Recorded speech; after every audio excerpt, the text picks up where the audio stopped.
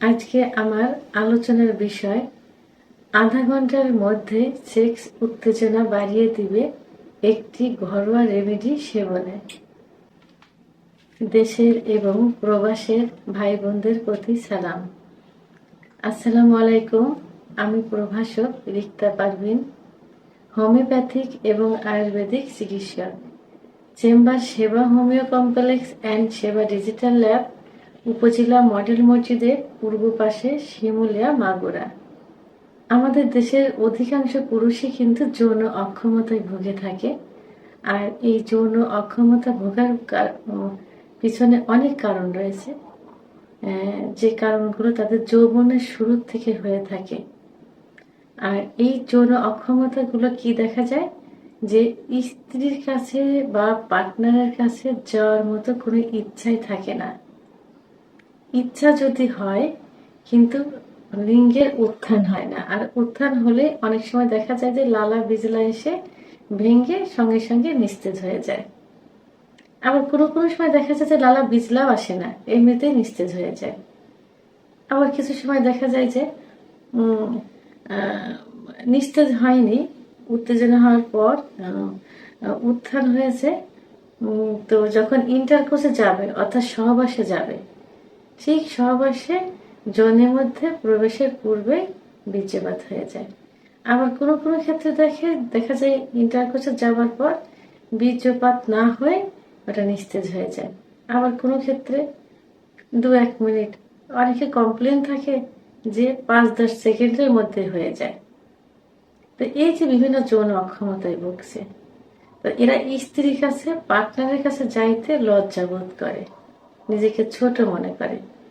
তো এর জন্য তারা কিন্তু অনেক ডাক্তারের শরণাপন্ন হয়, হোমিওপ্যাথি, আয়ুর্বেদিক, হার্বাল, অ্যালোপ্যাথি।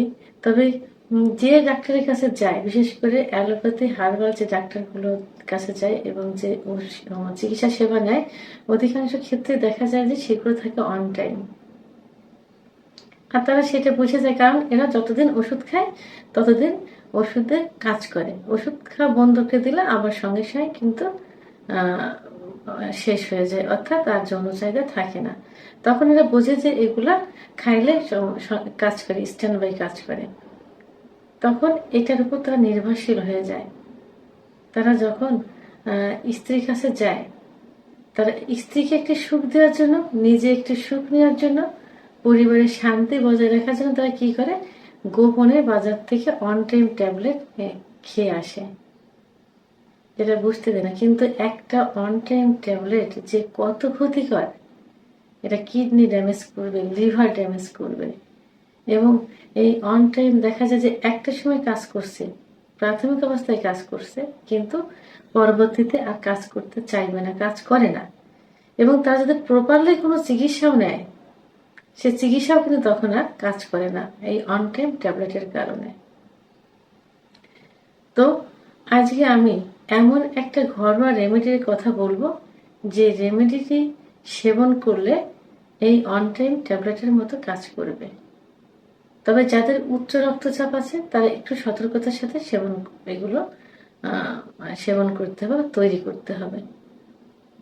তো আজকে যে রেমেডির কথা বলবো, সেই রেমেডিটি তৈরি করতে 2টা উপাদান লাগবে। একটা হলো খাঁটি গরুর দুধ এবং আরেকটা হাঁসের ডিম। অবশ্য যাদের উচ্চ রক্তচাপ আছে তারা এই যে দুধ, এই দুধটা পাতলা করে খেতে হবে। যদি 1 পোয়া, আধা পোয়া দুধ নেয়, আধা পোয়া পানি নিতে হবে। আর ডিম, হাঁসের ডিম, ডিমটা বড় থাকে, অথচ 200 ক্যালোরি কিন্তু একটা উচ্চ রক্তচাপের রোগী প্রতিদিন খাইতে পারে।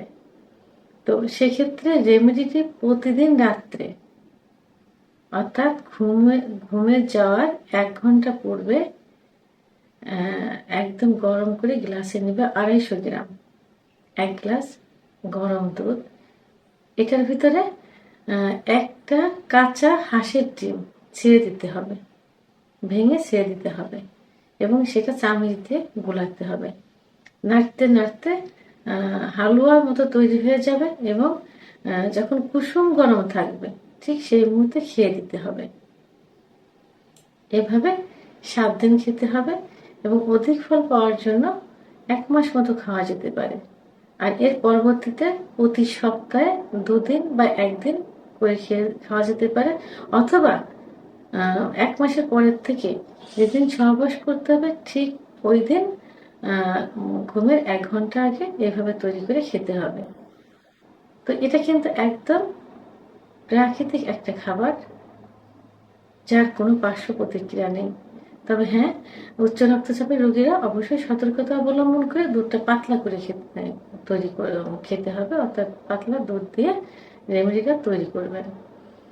তো এখন আমরা আসলে এটাই বলবো যে যারা এই অন টাইম ট্যাবলেটের উপর নির্ভরশীল, তাই এখনই বেরিয়ে আসুন, অন টাইমকে বাদ দিয়ে এবং আপনারা যে যৌন অক্ষমতায় ভুগছেন, সবার পূর্বে এই যৌন অক্ষমতা ভোগার পেছনে যে কারণগুলো আমি আবারও বলছি, সেটা হলো হস্তমৈথুন বা মাস্টারবেশন, স্বপ্নদোষ,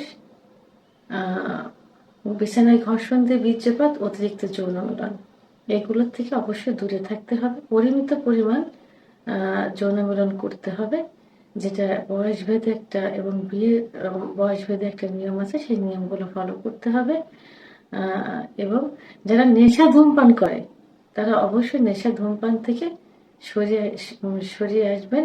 তবে একবারে কিন্তু এটা বন্ধ দেওয়া যাবে না, ধীরে ধীরে এগুলো বন্ধ করতে হবে। তো এগুলো বন্ধ করার পর এই রেমেডিটি যদি নিয়মিত 1 মাস খেয়ে যান, তাহলে অবশ্যই গুরুত্বপূর্ণ একটা কাজ করবে এবং এটা অন টাইম ট্যাবলেটের থেকে মনে হয় খুব ভালো কাজ করবে এবং স্থায়ী একটা চিকিৎসা হয়ে যাবে। এবং পরবর্তীতে যখন সহবাস করবেন ঠিক 1 মাস পরে যে ঠিক অধীনে সহবাসের অর্থাৎ ঘুমের 1 ঘন্টা আগে রেমেডিটা তৈরি করে খেয়ে দিবেন, তাহলে আর অন টাইম ট্যাবলেট খেতে হবে না। তো আমার ভিডিওটি সম্পর্কে যদি কোনো মতামত থেকে থাকে অবশ্যই কমেন্টসের মাধ্যমে জানাবেন।